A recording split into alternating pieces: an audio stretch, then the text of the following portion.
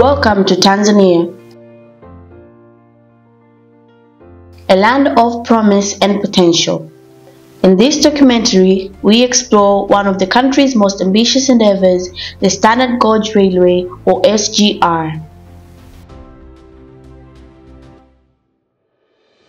Tanzania's SGR project is a massive undertaking spanning over 1,000 kilometers of railway track.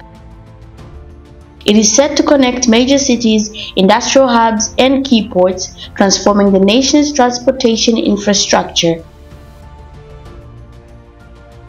Tanzania's SGR uses electric locomotives and has the capacity to transport passengers and cargo shipments at 160 kilometers per hour.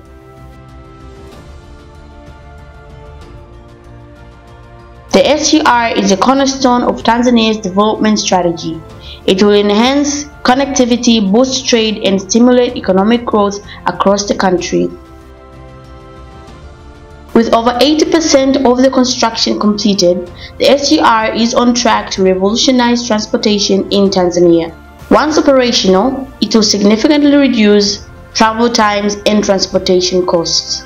Funded by a combination of domestic and international sources, including the African Development Bank, the SGR represents a multi-billion-dollar investment in Tanzania's future.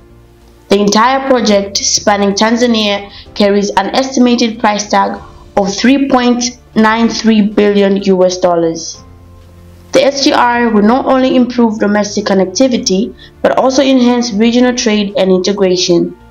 It has the potential to unlock new markets and drive economic development across East Africa.